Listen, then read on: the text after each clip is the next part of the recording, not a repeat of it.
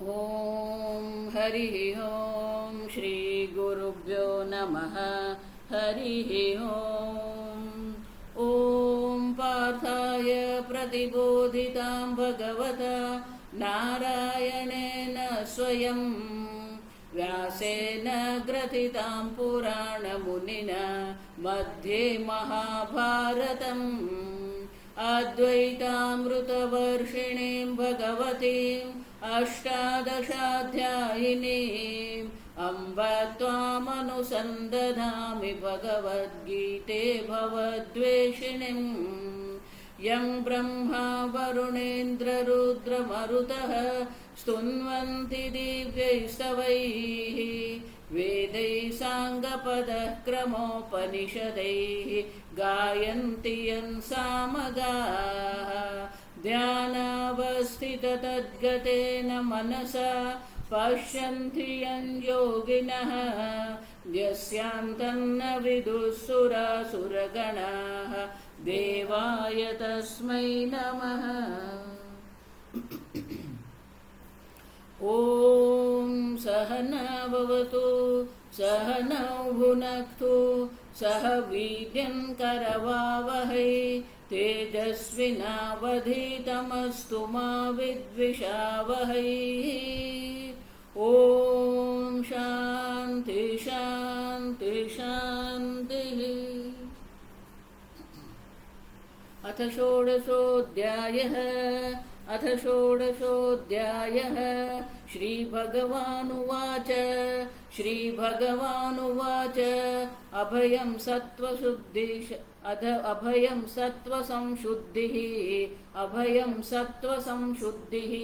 ज्ञानयोगव्यवस्थितिः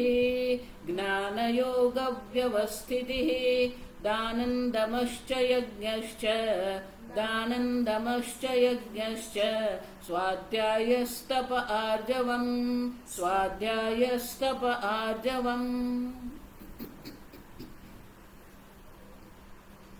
अभयं सत्त्वशुद्धिः। सत्त्वशुद्धिः शंकराचार्य जी कहते सत्त्वस्य अंतःकरणस्य संव्यवहारेषु परवंचना माया अनृतादि परिवर्जनम। मननी सत्व એટલે આપણું મન. સત્વ શુદ્ધિ સત્વસ્ય અંતઃકરણસ્ય શુદ્ધિ. અંતઃકરણની શુદ્ધિ કોને કહેવાય? શંકરાચાર્યજી કહે છે સંવ્યવહારેષુ. જ્યારે આપણે વ્યવહાર કરીએ તો વ્યવહાર દરમિયાન આપણું મન કેવું નિર્મલ થા. પરવંચના અન્યની સાથે ઠગાઈ કરવી. માયા એટલે છુપાવવું. જે જેવું છે એને બદલે કંઈક બીજું જ બતાવવું. અનૃત અસત્ય. આદિ એટલે બધી જ વસ્તુ આવે અંદર. પછી આ પ્રકારના મનમાં કોઈ કપટ નથી, છળ નથી, માયા નથી, અસત્ય નથી, કોઈ પણ પ્રકારના અધર્મ મનમાં નથી. પરિવર્જનમ શુદ્ધ ભાવેન વ્યવહાર. આપણો વ્યવહાર કેવો? શુદ્ધ ભાવથી થવો જોઈએ. આપણા મનમાં એ શુદ્ધ ભાવ હોવો જોઈએ. એક મહાત્મા શુદ્ધ ભાવ કોને? નગરની બહાર નાનો મસ્તી ઝૂંપડી બનાવીને રહે. એ પોતે ભજન કીર્તન કરતા રહે. કોઈ આવે તો સત્સંગ કરાવે. મધ્યાહન કાલે એ ભોજન ભિક્ષા લેવા જાય. આ ભિક્ષાનો નિયમ કે 5 ઘર ભિક્ષા લેવાની. એક દિવસ કંઈક એવું થયું, ગામમાં કંઈક બાજુના ગામમાં કંઈક પ્રસંગ, એટલે ગામમાં લોકો ઓછા, એટલે જે ઘરવાળા આપવા વાળા હતા એમાં બધા ઘર બંધ. એક ભાઈ ઓટલા પર બેઠા. મહાત્માને જોયા એટલે પ્રણામ કરે. આવો મહાત્મા, શુદ્ધ ભાવે ન વ્યવહાર. આપણી ભાવના કેવી છે, આપણો ભાવ કેવો છે. આપણે બોલીએ છીએ, આપણે ભોજન કોઈને આપીએ, આપણે કોઈને ધન આપીએ, એની સાથે વાત કરીએ, ખાલી ભોજન જ નહીં. જો સમજો, આપણો સંપૂર્ણ વ્યવહાર જે છે, સંપૂર્ણ વ્યવહાર કેવો હોવો જોઈએ? શુદ્ધ ભાવથી આપણે, મનમાં કોઈ કપટ નહીં. પણ એનો અર્થ એવો નથી, જો સમજો, કે મનમાં હવે આપણે બોલી જ દેવાનું. અનૃતાદિ એટલા માટે શું કીધું? અસત્ય. પણ સત્ય પણ કેવું હોવું જોઈએ? 17મા અધ્યાયમાં આવશે આજે.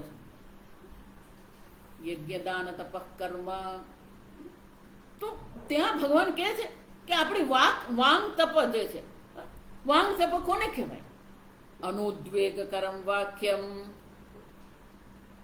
સત્યમ પ્રિયમ હિતમ ચયત. સત્ય છે પણ સામેવાળાને ઉદ્વેગ કરનારું છે. આપણે એવું કર્મ કરી, આપણને એમ લાગે કે આ કર્મ મારું સારું છે, પણ એ સામેવાળાને જો કોઈ પણ પ્રકારે સામેવાળાને એ મુશ્કેલી કરનાર છે, સામેવાળાને એ વિક્ષિપ્ત કરનાર છે. ઘણા લોકો પેલા ઉત્સાહી થઈ જાય, બરાબર, હું આમ કરું, હું આમ કરું, અને પણ જરાક તો શાંતિ રાખતો જશે. તો કર્મ કરવાનું છે પણ સામેવાળો વિક્ષેપ. અનુદ્વેગ કરમ વાક્યમ. કોઈના મનમાં કોઈ ઉદ્વેગ નહીં થાય. સત્યમ એ સત્ય છે, પ્રિયમ એ પ્રિય હોવું જોઈએ. જો વ્યવહાર કીધું એટલે વ્યવહારમાં વાણી આવે, કર્મ પણ આવે, ભાવ બધું જ આવી જાય. સમજવાનું. હિતમ છે. સત્યની 3 મર્યાદા છે. એનું હંમેશા કહું કે સત્ય જે છે એમાં ખાલી 25% જ બોલવા જેવું, બાકીનું બોલવા જેવું છે જ નહીં. આ સમજો. પહેલું જો અનુદ્વેગ કરમ, એ અનુદ્વેગ કરમ, કોઈને પણ ઉદ્વેગ કરનારું નહીં હોવું, એને પ્રિય હોવું જોઈએ. મહાભારતમાં કીધું સત્યમ વદ પ્રિય, મનુસ્મૃતિમાં સત્યમ વદ પ્રિયમ વદ સત્યમપી અપ્રિયમ મા વદ. અપ્રિય જેને કહેવામાં આવે અથવા ઉદ્વેગ કરનારું જેને કહેવામાં આવે એવું વાક્ય 3 જ જણ બોલી શકે. જો સમજ. પહેલું છે માતા પિતા. પણ બાળક સમજતો નહીં હોય તો બાળકને ખખડાવવો પડે. જો સમજ, એને અપ્રિય બોલવું પડે. એને ભણતો નહીં હોય, ભોજન નહીં કરતો હોય, તોફાન કરતો હોય તો એને શું કરવું પડે? માતા પિતાએ બોલવું પડે. શિક્ષક સ્કૂલમાં, શાળામાં, વિદ્યાલયમાં આપણે જઈએ તો વિદ્યાલયમાં જે શિક્ષક છે એ શિક્ષક ભણાવે છે. પેલો ધ્યાનથી ભણતો નહીં હોય, ધ્યાન નહીં આપતો હોય તો એને શું કરવું પડે? ખખડાવવો પડે. ગુરુ શિષ્યના કલ્યાણ માટે ગુરુએ ક્યારેક એને કંઈક કહેવું પડે જે ઉદ્વેગ કરનારું હોઈ શકે, જે અપ્રિય હોઈ શકે. સમજ. આ માતા પિતા, શિક્ષક અને ગુરુ, આ 3ને જ આવું વાક્ય બોલવાની છૂટ છે. કેમ? એક શિષ્યના કલ્યાણ માટે છે, બાળકોના કલ્યાણ માટે છે. અને એટલા માટે પેલો શબ્દ કયો છે છેલ્લો? અનુદ્વેગ કરમ વાક્યમ પ્રિયમ હિતમ. હિતમ એટલે એને કલ્યાણકારી. ઘણા લોકોને પેલું બોલવાની આદત, બોલ્યા જ કર. પણ તમે જે બોલી રહ્યા છો એ સામેને માટે કલ્યાણકારી છે કે નહીં? એને માટે ઉપયોગી છે કે નહીં? જો હમણાં એક બહુ સરસ વાક્ય આવે કે તમે બોલો ને તો તમે કઈ નવું શીખી નહીં શકો.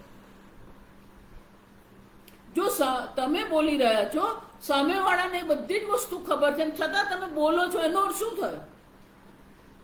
એને માટે કઈ નવું નથી, તમારા માટે કઈ નવું નથી, તો એ તમારી વાણી વ્યર્થ કહેવાય. પણ તમે ચૂપ રહેશો તો સામેવાળો કંઈક બોલશે તો તમને કંઈક નવું જાણવાનું મળે.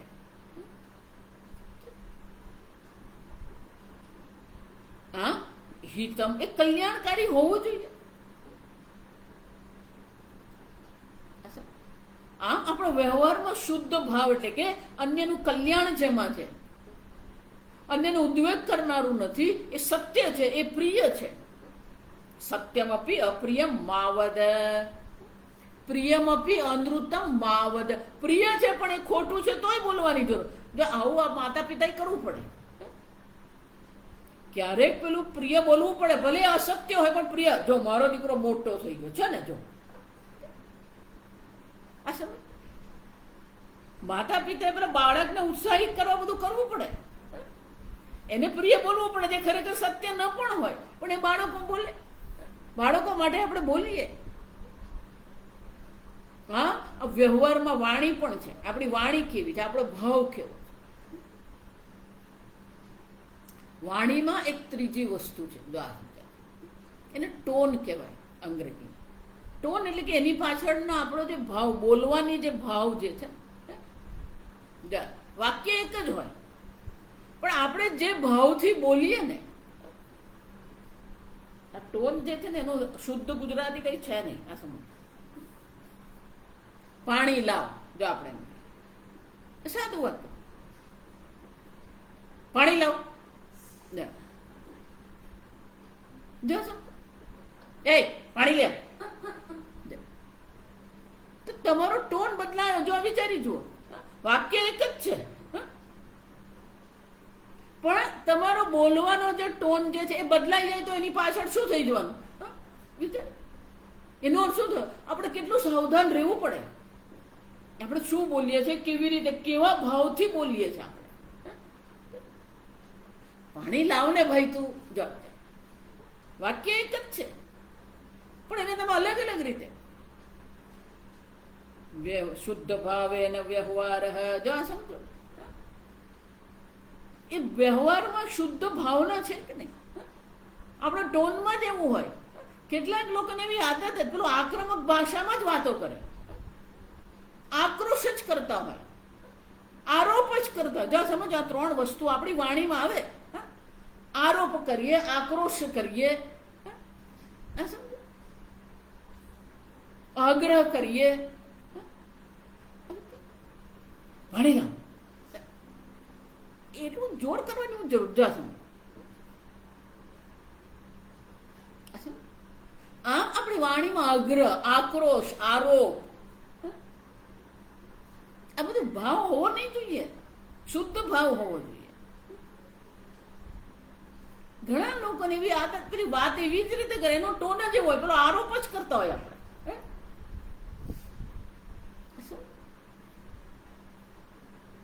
સત્વ શુદ્ધિ એટલે કે આપણો વ્યવહાર શુદ્ધ ભાવથી થવો જોઈએ.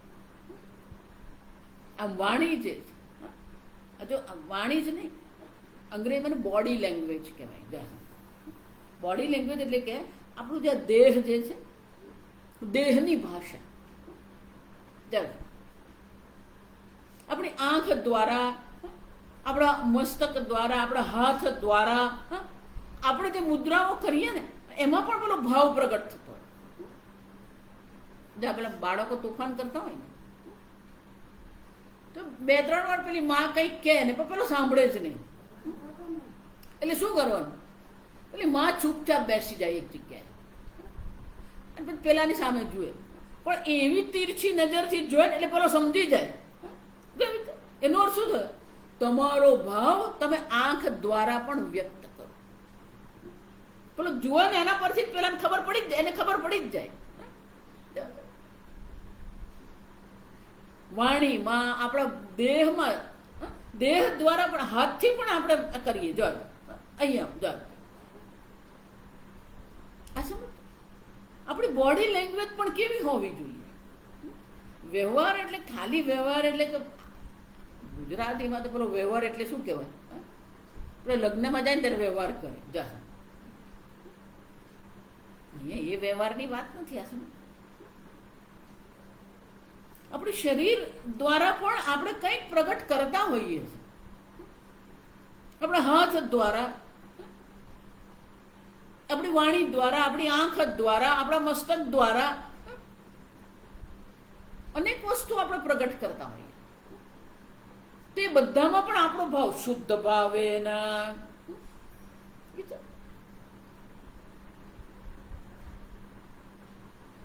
આંખ દ્વારા તમે ઘણું બધું પ્રગટ કરો, વાણી દ્વારા ઘણું બધું તમે પ્રગટ કરો, પણ એ બધાની પાછળ શુદ્ધ ભાવ હોવો. હું હંમેશા કહું કે ભગવાન જયારે અર્જુને જયારે એમ કીધું ને, શોક સંવિઘ્ન માનસ રથોપસ્થ ઉપાવિશત, પેલો અર્જુન શોક સંગ્રસ્ત, એનું મન શોકગ્રસ્ત થઈ ગયું હતું અને પેલો રથ પર બેસી પડ્યો. અને એટલે ભગવાનને શું કીધું? નયોત્સૈતિ ગોવિંદ, ભગવાન નહીં યુદ્ધ કરો.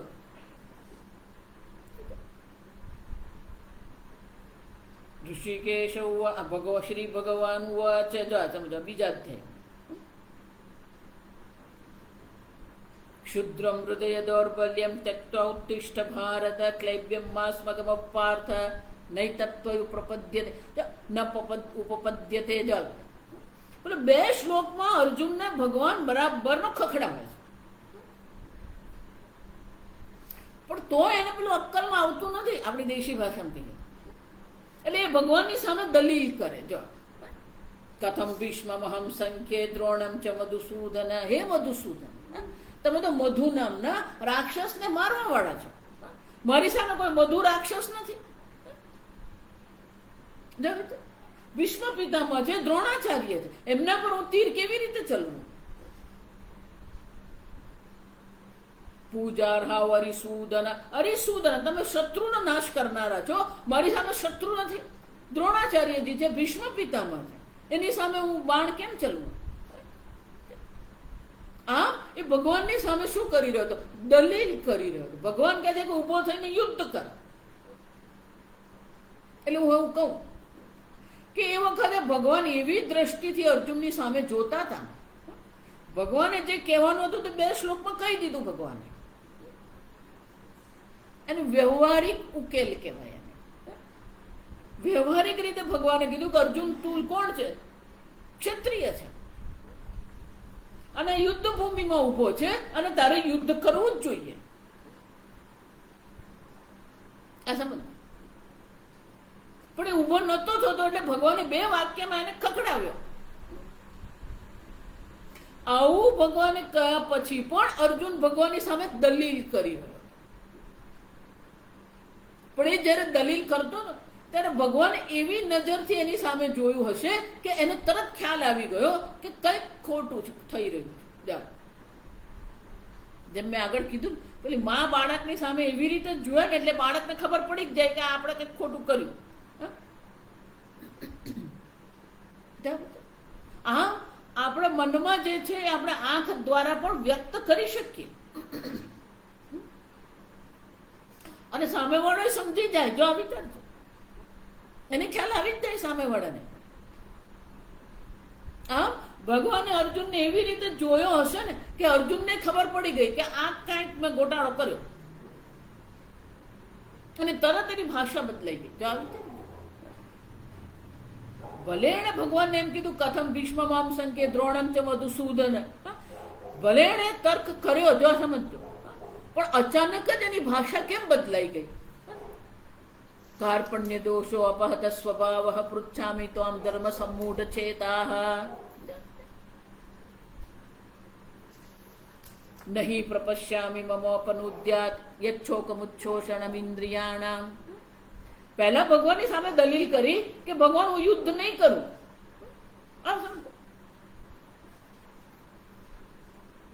પણ એ દલીલ કર્યા પછી પણ ભગવાને એને એવી દ્રષ્ટિથી જોયો હશે કે એને તરત ખ્યાલ આવી ગયો.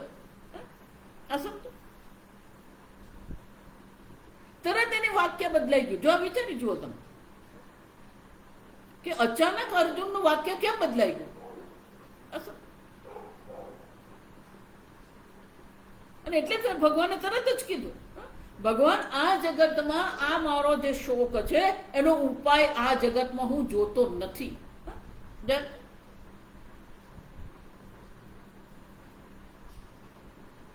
એટલું જ નહીં, આ લોક નહીં, પરલોકમાં શુરાણામ અપિચાધિપત્યમ,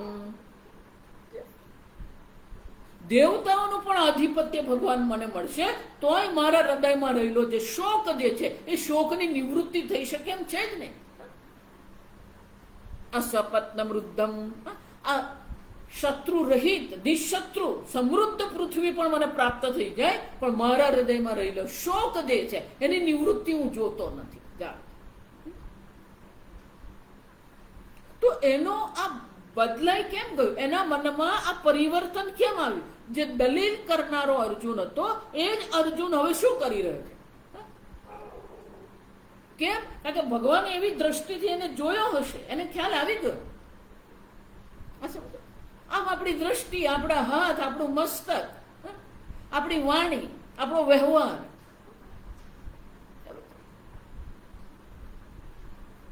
બધું શીખવું પડે. શુદ્ધ ભાવે અને વ્યવહાર, આપણો વ્યવહાર શુદ્ધ ભાવથી થવો જોઈએ. આપણી વાણીમાં આ બધું શુદ્ધ ભાવ અભિવ્યક્ત થવો જોઈએ.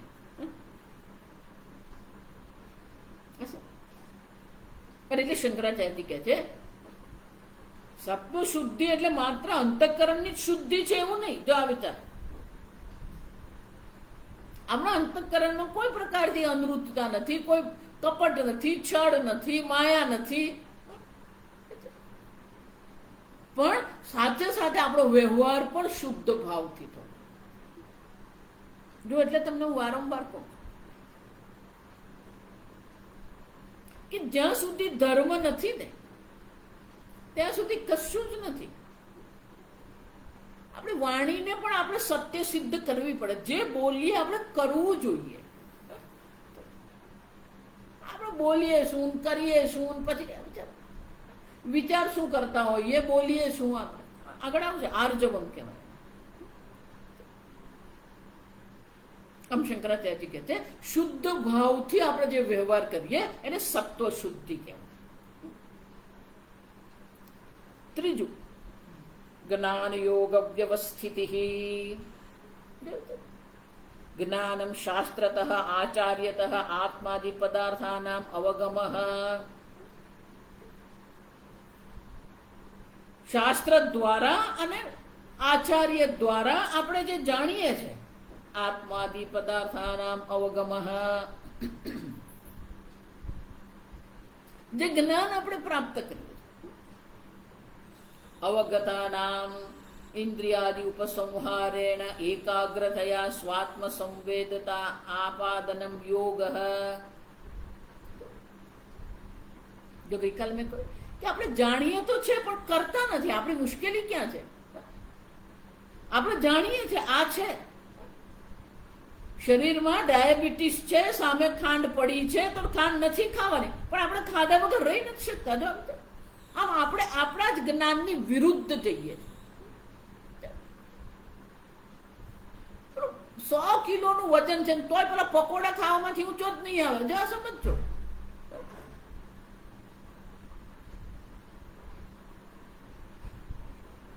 આપણું જ્ઞાન અને આપણો વ્યવહાર કેવું હોવો જોઈએ?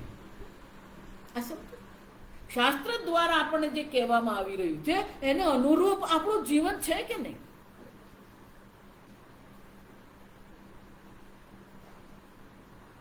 આત્માદિ પદાર્થાનામ અવગમઃ જ્ઞાનમ. જ્ઞાન કોને કહેવાય? શાસ્ત્ર દ્વારા, આચાર્ય દ્વારા આપણે જે જાણીએ છીએ, જે સમજીએ છીએ, એને આપણે જીવનમાં ઉતારીએ કે નહીં? આત્માથી, આત્મા શું છે, અનાત્મા શું છે, જડ શું, ચેતન, ધર્મ, અધર્મ, પાપ, પુણ્ય, આ શાસ્ત્રના વિષયો છે.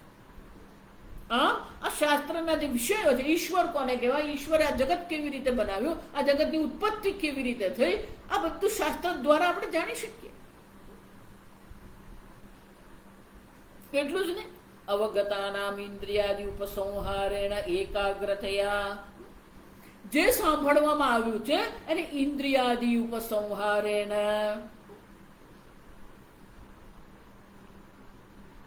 ભાગવતમાં બહુ સંક્ષેપમાં કીધું છે, અદ્રઢમ શ્રુતમ વહતમ.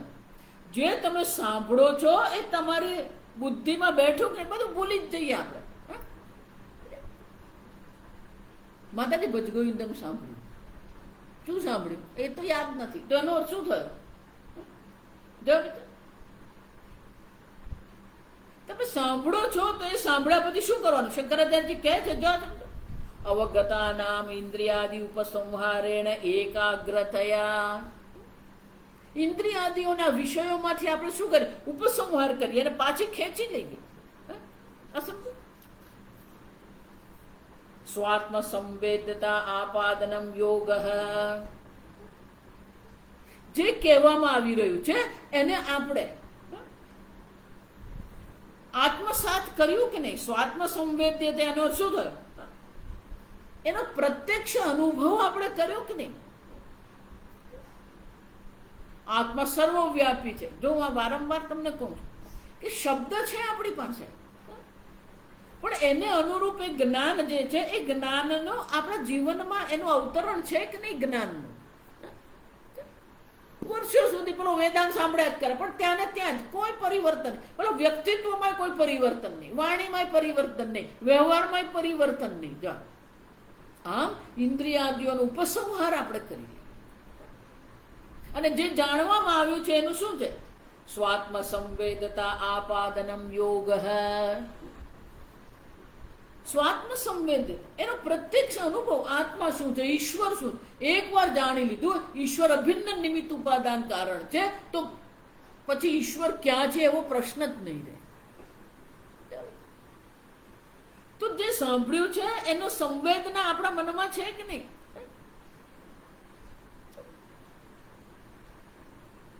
ઈશ્વર અભિન્ન નિમિત્ત ઉપાદાન કારણ છે, ઉપાદાન કારણ ઈશ્વર છે. તો આ જગતમાં કોઈ વસ્તુ એવી નથી જે ઈશ્વરથી અન્ય હોય. મતલબ પરતરમ નાન્યત કિંચિદ અસ્તિ ધનંજય. તો સર્વ વસ્તુ ઈશ્વર માત્ર છે. અન્ન પણ ઈશ્વર છે. આપણે જોઈ ગયા 15માં, અન્ન પણ ઈશ્વર છે, અન્નનો ભોગતા પણ ઈશ્વર છે. તો પછી અન્ન પ્રત્યે આપણા મનમાં શું હોવું જોઈએ? ઈશ્વર ભાવ છે. અન્ન ઈશ્વર, અન્નરૂપી ઈશ્વરનો જો આપણે સન્માન નહીં કરીએ, એનો બગાડો આપણે કરીએ, તો એનો અર્થ શું થયો? જે સાંભળીએ છીએ આપણા જીવનમાં ઉતર્યું કે નહીં? આત્મસાત કર્યું કે નહીં? શંકરાચાર્ય કહે છે જ્ઞાન તો મેળવીએ છીએ, પણ યોગ કોને કહેવાય? સ્વાત્મ સંવેદતા. એને આપણે જીવનમાં ઉતારીએ, આત્મસાત કરીએ આપણે. અન્નમ બ્રહ્મ. તો એ અન્નનો બગાડો નહીં કરવાનો. અન્નનો બગાડો કરી જો, એટલે હું કહું છું આપણે લોકોમાં ભક્તિ ક્રિયા છે. પૂજા કરે, પાઠ કરે, આરતી કરે, દીવો કરે, ફૂલ ચડાવે, માળા ચડાવે, પણ પેલી વ્યવહાર શુદ્ધિ નહીં મળે આપણે.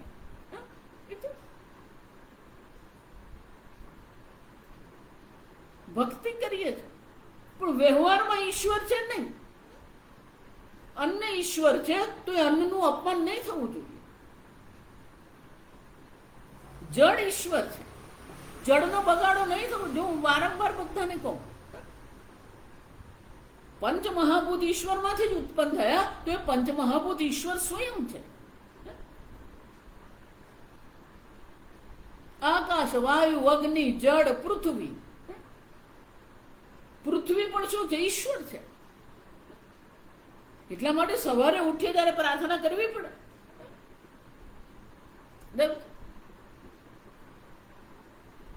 પાદ સ્પર્શ ક્ષમસ્વ મે.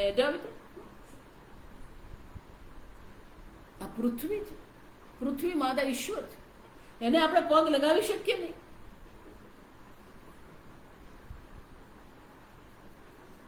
સમુદ્રે વસને દેવી, પર્વત સ્તન મંડલે, પાદ સ્પર્શ ક્ષમસ્વ મે. તો એ ભાવ આપણે લાવીએ.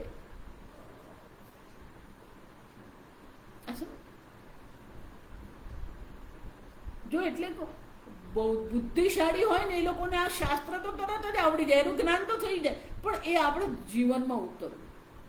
આપણી ઇન્દ્રિયો પર આપણું પોતાનું પ્રભુત્વ છે કે નહીં? ઇન્દ્રિયા ઉપસંહારેણ એકાગ્રતયા. એ એકાગ્રતા આવવી જોઈએ. જ્ઞાન યોગ, જ્ઞાન યોગયોઃ વ્યવસ્થિતિઃ વ્યવસ્થાનમ તન્નિષ્ઠતા એષા પ્રધાના દૈવી સાત્વિકી સંપત.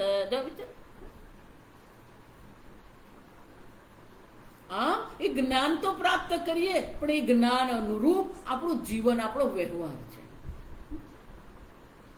વૃંદાવન મહારાજશ્રી પાસે રહેવા જતા ને, ત્યાંનું ભોજન બહુ જુદા પ્રકાર. એટલે અમે જે બધા ગયા હોય ને, એટલે જવાબદારી બધા લઈ લીધી હોય. કોઈ શાકભાજી લઈ આવે, કોઈ પેલા રસોડામાંથી દહીં લઈ આવે, દૂધ લઈ આવે, પછી અમે બધા રસોઈ બનાવે. જા એટલે મહારાજશ્રી ને આપણી રસોઈ ભાવતી. એટલે મહારાજશ્રી બરાબર 11:30 વાગે ભોજન કરવા બેસી ગયો. એટલે પેલો શિયાળામાં જઈએ ને તો ત્યાં શાકભાજી બહુ સરસ તાજું શાકભાજી, વટાણા તમે જુઓ સરસ મજાનું. એટલે પછી હું લઈને જાઉં, એમને કઢી ભાવતી ગરમ ગરમ, તો પુલાવ, શાકભાજી જે કંઈ શાક બનાવ્યું હોય થાળીમાં એક એક વાટકી મૂકીને લઈ જઈએ અમે. એટલે એક દિવસ લઈને ગયા. એટલે મહારાજશ્રીને પેલે થાળીમાં વાટકી લઈ ગયો ને પછી વાટકી જ મૂકી દેવાની રહે, પીરસવાનું રહે નહીં. એટલે રસોડામાં જે ભાઈ બધું સંભાળતા હતા ને, રસોડામાં કંઈક કરતા હતા, કે એના હાથમાંથી પેલી તપેલી પડી ગઈ. જા એટલે મહારાજશ્રી બહુ સરસ બોલ્યા, અરે પતેલી કો ક્યું રૂલાતે હો. જા આપણે પણ આમ ચમચો એમ ફટાક દે મૂકીએ.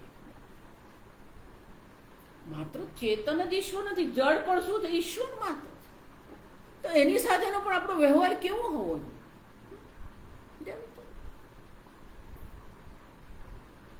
કોઈ પણ વસ્તુનો આપણે બગાડો કરીએ તો કોનું અપમાન છે? ઈશ્વરનું અપમાન.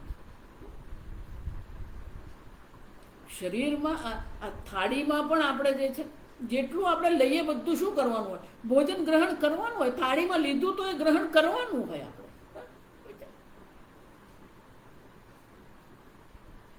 આને જ કહેવાય જો વ્યવસ્થિતિ, વ્યવસ્થાનમ, તન્નિષ્ઠતા. એમાં આપણી નિષ્ઠા થવી જોઈએ. હા, આપણો વ્યવહાર પણ યોગ્ય હોવો જોઈએ. આપણે વ્યવહાર પાછળની ભાવના પણ યોગ્ય હોવી. એને જ કહેવાય વ્યવસ્થિતિ, તન્નિષ્ઠતા. એમાં નિષ્ઠા થઈ કે નહીં આપણે? એશા પ્રધાના દૈવી સાત્વિકી સંપત.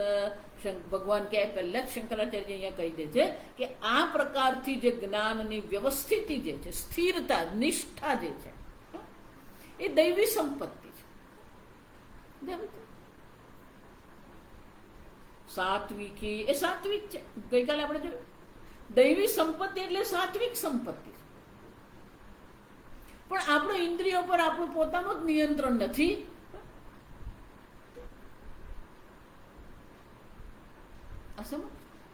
ભોજનનો બગાડો કરવો એ ભગવાનનું અપમાન છે, પણ એ આપણા વ્યવહારમાં નથી આવતું. એનો અર્થ શું થયો? કે આપણે જાણીએ તો છે પણ એનો વ્યવહારમાં આપણે એને વ્યવહારમાં ઉતારતા નથી. આપણા જીવનમાં, ગુજરાતીમાં બહુ સરસ શબ્દ છે કે જીવનમાં ઉતરવું જોઈએ. જે આપણે જાણીએ છીએ આપણા જીવનમાં ઉતર્યું કે નહીં. અને એટલે શંકરાચાર્યજી કહે છે આ સાત્વિક દૈવી સંપત્તિ છે. એટલું જ નહીં, દાનમ દમશ્ચ.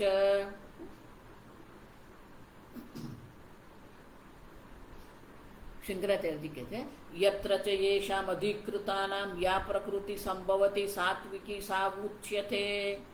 કે આ દૈવી સંપત્તિ સાત્વિકી પ્રકૃતિ કેમ કહેવાય? યેષામ અધિકૃતાનામ યા પ્રકૃતિ સંભવતી.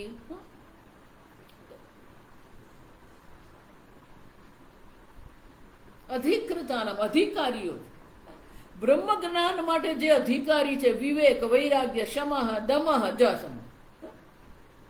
શંકરાચાર્ય કહે છે આ બધા જે છે બધી પ્રકૃતિ સંભવતી સાત્વિકી સા ઉચ્યતે. અધિકારીઓ માટે, બ્રહ્મ જ્ઞાનના અધિકારીઓ માટે જેટલી પ્રકૃતિ, જે સ્વભાવ દર્શાવવામાં આવ્યો છે, જે સદ્ગુણ દર્શાવવામાં આવ્યા છે, એ બધા પણ શું છે? જ્ઞાન જ ફક્ત દૈવી સંપત્તિ નથી. એ જ્ઞાનને આપણે જીવનમાં ઉતારીએ, એને અનુરૂપ આપણે જીવન જીવીએ. એટલું જ નહીં, શંકરાચાર્ય કહે છે આ બ્રહ્મ જ્ઞાન માટે જે અધિકારીઓના જે લક્ષણો દર્શાવવામાં આવ્યા છે એ બધી વસ્તુ પણ કેવી છે? એ પણ સાત્વિક દૈવી સંપત્તિ. વિવેક, વૈરાગ્ય, શમઃ, દમઃ, તિતિક્ષા, ઉપરતિ, શ્રદ્ધા, સમાધાન, મુમુક્ષુત્વ. એટલું જ નહીં, જ્ઞાન યોગ એટલે અંતરંગ સાધન છે. શ્રવણ કરીએ, મનન કરીએ, નિધિધ્યાસન કરીએ. પણ શંકરાચાર્યજી કહે છે એ જ્ઞાન જે અંતરંગ સાધન માત્ર છે એનાથી કંઈ નહીં થાય. પેલું બહિરંગ સાધન જોઈએ આપણે. આમ શંકરાચાર્યજી કહે છે જ્ઞાન યોગ એ અંતરંગ સાધન છે, પણ અધિકારીઓ માટે જે પણ કઈ લક્ષણો દર્શાવવામાં આવે છે એ પણ સાત્વિક પ્રકૃતિ છે. એ સાત્વિકી પ્રકૃતિ છે, એ પણ દૈવી સંપત્તિ છે, પણ એ બહિરંગ સાધન. આમ વિવેક વૈરાગ્ય બહિરંગ સાધન પણ દૈવી સંપત્તિ છે. શાસ્ત્ર શ્રવણ કરીએ, મનન કરીએ, જ્ઞાન જે છે એ પણ શું છે? સાત્વિક પ્રકૃતિ છે, દૈવી પ્રકૃતિ છે. આમ આ બધું જ આવશ્યક છે. જો આ સમજો એટલે હું કહું કોઈ વસ્તુ નિરર્થક છે જ નહીં. આ જગતમાં કોઈ પણ વસ્તુ નિરર્થક, સર્વજ્ઞ પરમાત્મા દ્વારા જે બનાવવામાં આવ્યું હોય એ ક્યારેય નિરર્થક હોય જ નહીં. આપણને જ્ઞાન નથી એટલે આપણને એવું લાગે કે આ નકામું છે. બહુ વર્ષો પહેલા જયારે પેલા ડીએનએ શોધાયા ને આપણા શરીર, પછી પેલું ડીએનએ નું એ લોકોએ વિશ્લેષણ શરૂ કર્યું. કારણ કે ડીએનએ દ્વારા જ આપણા શરીરના બધા લક્ષણો એમાં લખાયેલા છે. આપણી આંખ કેવી હોય, આપણી ત્વચા કેવી હોય, આપણું હૃદય કેવું છે. પછી એ લોકો શોધવા માંડ્યું કે કયા ડીએનએ દ્વારા કયા પ્રકારથી બને છે, એ કયો શરીરનું આપણું કયા શરીરનો સ્વભાવ લક્ષણ દર્શાવે. તો એ જયારે જોતા હતા લોકો, તો એ લોકોએ જોયું કે એટલા બધા પેલા ડીએનએમાં એટલા બધા હતા ને તે બધા નિરર્થક હતા એ લોકોની દ્રષ્ટિએ. એટલે એને જંક ડીએનએ કહેવાય, જીન્સ જે કહેવાય કે આ બધા જંક છે.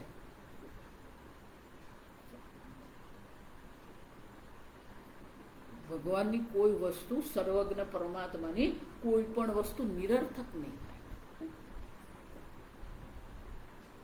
પછી ધીમે ધીમે લોકોને ખબર પડી કે આ જંક નથી. ભલે સીધે સીધું એ કોઈક શરીરના કોઈક લક્ષણ દર્શાવતું નથી, છતાં પણ એ નકામું ડીએનએ નથી, એ જીન જે નકામું નથી. જંક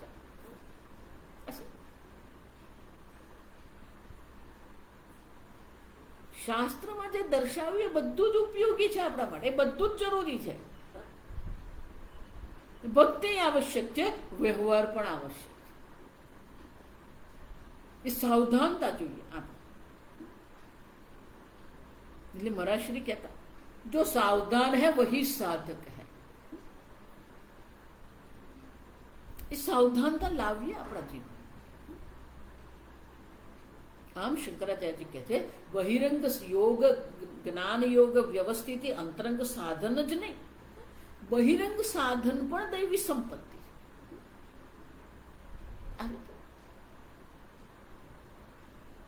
દાનમ યથાશક્તિ સંવિભાગ અન્નાદીનામ.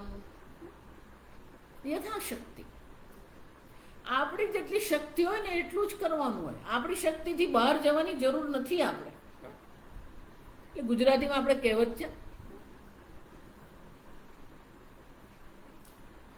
ઉપાધ્યાય ને આટો. પેલા ઘરના છોકરાઓ રડતા હોય અને પેલા ઉપાધ્યાય જઈને આટો આપ્યા જડ.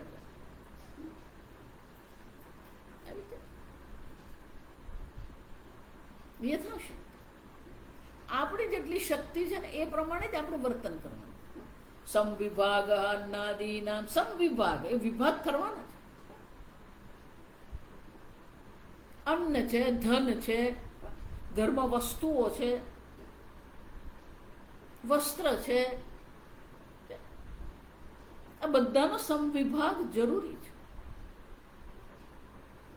કારણ કે આપણે જીવનમાં જે પ્રાપ્ત કરીએ છીએ આ દાન બહુ મહત્વની વસ્તુ.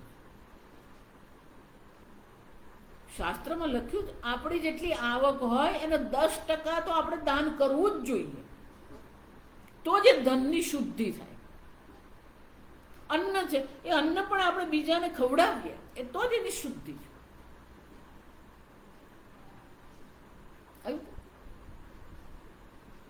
પોતાને માટે જે કરીને બેઠો ને, જોઈ ગયા ત્રીજા અધ્યાયમાં, જે પોતાને માટે જ કરીને બેઠો, આત્મજા સમજ, જે પચંત્ય આત્મ કારણ, પોતાને માટે જ બધું કરે. દાન એટલે અન્ન છે, ધન છે, જ્ઞાન, આ વિદ્યાદાન. જો અન્નદાન છે, ધનનું દાન છે, વસ્ત્ર દાન છે, ભૂમિ દાન છે, વિદ્યાદાન, અનેક પ્રકારના દાન છે. પણ આપણી શક્તિથી બહાર જઈને કરવાની આવશ્યકતા નથી. એટલે શંકરાચાર્ય કહે છે યથાશક્તિ સંવિભાગ.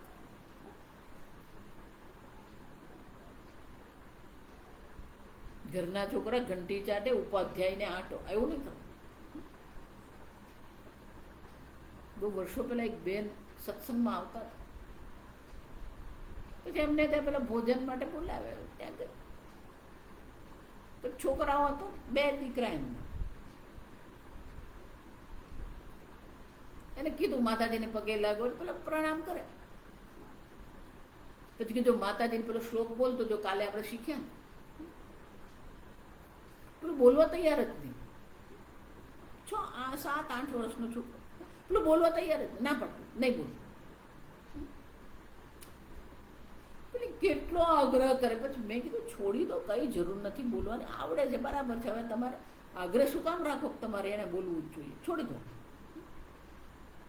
એટલે છોકરાઓ પેલા નીકળી ગયા રમવા. એટલે આ બેન રડી પડ્યા. ત્યાં સમજો રડો શું કામ? તો કે હું આ બાળ વિકાસના વર્ગો લઉં, બધા કેટલા બધા છોકરાઓ મારા ક્લાસમાં આવે, બાળકો આવે, એ લોકોને હું શ્લોક શીખવું, બધું જ કરું. અને છોકરાઓનું કરું ને ત્યારે મારા છોકરાઓ પણ બેઠા હોય ને એ લોકો શીખે. પણ એ લોકો મારું કહ્યું કરતા જ નથી. હું કંઈ પણ કહું ને સાંભળે જ નહીં. તો હું કંટાળી ગયા છોકરાઓથી. જો વિચાર, તમે બીજાના બાળકોને કરાવો છો, તમારા બાળકો તમારી પાસે બેસીને ભણે છે, શ્લોક શીખે છે.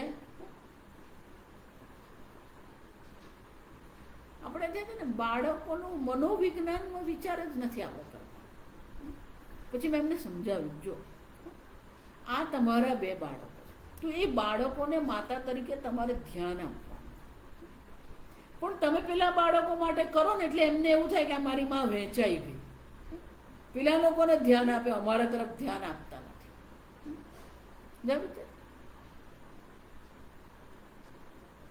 આપણી પાસે જ્ઞાન છે, આપણે જ્ઞાનનું દાન કરીએ, બીજાને શીખવીએ. પણ એનો અર્થ નથી કે આપણા છોકરાઓને આપણે ઉપેક્ષા કરીએ. આજકાલ આ જ બધું ચાલે. આ બધા આશ્રમો એમને નથી ચાલતા, સમજો. તમે તો એવું માનતા હોય ને કે આ બધા આશ્રમો શ્રેષ્ઠ છે. આ આશ્રમ દ્વારા જ આ સમાજ તૂટી રહ્યો છે. આ સમજો, આ આશ્રમ જે છે એ સમાજ તોડવાનું કામ કરે છે. મારી વાણી છે ને કડવી લાગે, પણ એવી જ છે. આ જે છે એ છે.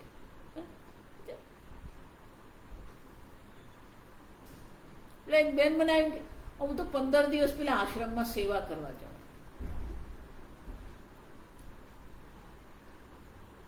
મેં કીધું તમે જવાના? તો કે હા, એમ કે અમારું ટ્રેનની બુકિંગ થઈ ગયું, અમે આટલા લોકો જે બધા છે ને ત્યાં આશ્રમમાં અમે સેવા કરવા જઈએ. એમના જ ઘરમાં એમના વૃદ્ધ સસરા. તો મેં કહું તમારા સસરા છે, તમારા સસરાની સેવા કોણ કરશે? તો લોકો શું માને છે? ઘરમાં આપણે સસરાની સેવા કરીએ એ સેવા નહીં કહેવાય, પણ આશ્રમમાં જઈને કરીએ એને સેવા કહેવાય.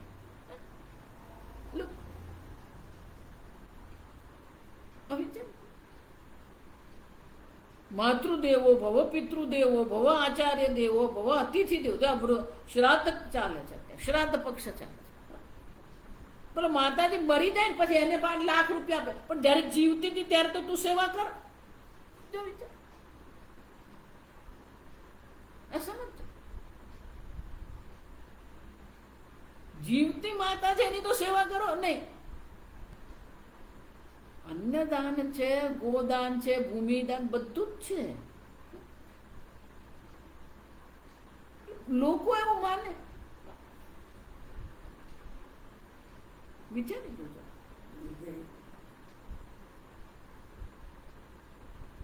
કે ઘરમાં માતા પિતા જેની સેવા કરીએ, એમને 2 સારા વસ્ત્રો આપીએ, એમને માટે સારું ભોજન બનાવીએ. બાળકો છે તો બાળકો પર ધ્યાન આપીએ, બાળકોને પ્રેમથી રાખીએ, એમની અવગણના નહીં કરીએ, એમની ઉપેક્ષા નહીં કરીએ. એટલે શંકરાચાર્ય કહે યથાશક્તિ સંવિભાગ. આપણી શક્તિ પ્રમાણે ઈશ્વરે આપણને જે આપ્યું છે એના પ્રમાણે આપણે ચાલવાનું. દાનમ દમશ્ચ યજ્ઞશ્ચ દમઃ બાહ્યકરણાનામ ઉપશમઃ. બાહ્ય ઇન્દ્રિયો પર આપણો સંયમ છે કે નહીં? શું જોઈએ, શું બોલીએ, શું કરીએ, શું સાંભળીએ, આ બધા પર પણ શું હોવું જોઈએ? આપણું નિયંત્રણ હોવું જોઈએ. અંતઃકરણશ્ચ ઉપશમમ શાંતિમ વક્ષ્યતિ. શંકરાચાર્ય કહે છે દમઃ અને શમઃ બંને સાથે જ જાય. પણ શંકરાચાર્ય કહે છે એ શાંતિ શબ્દ જે છે, દમઃ એટલે બાહ્ય ઇન્દ્રિયો પર આપણો સંયમ છે, એ જ રીતે અંતઃકરણ પણ આપણો સંયમ હોવો જોઈએ. એ જે શાંતિ શબ્દ દ્વારા હવે પછીના શ્લોકમાં દર્શાવશે. એટલે શંકરાચાર્ય કહે છે ઉપશમમ શાંતિમ વક્ષ્યતિ. હવે પછીના શ્લોકમાં એ પણ કહે છે દમઃ અને શમઃ.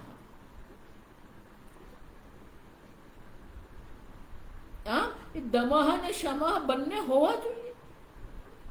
આપણા અંતઃકરણ પર આપણું નિયંત્રણ હોવું જોઈએ, આપણી ઇન્દ્રિયો પર આપણો સંયમ હોવો.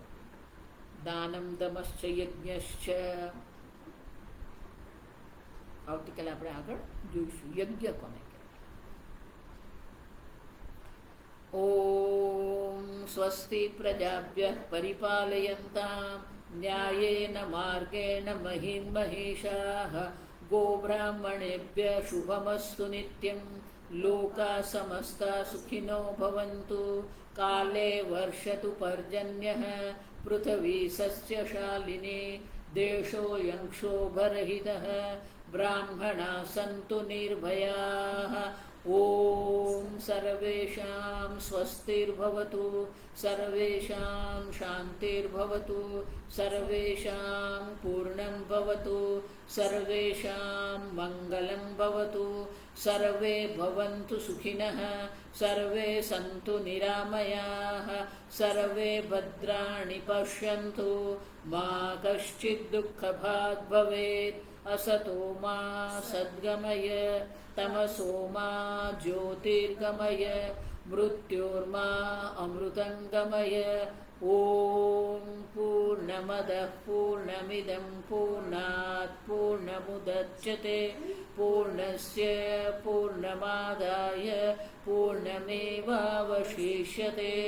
ॐ शान्ति शान्ति शान्तिः.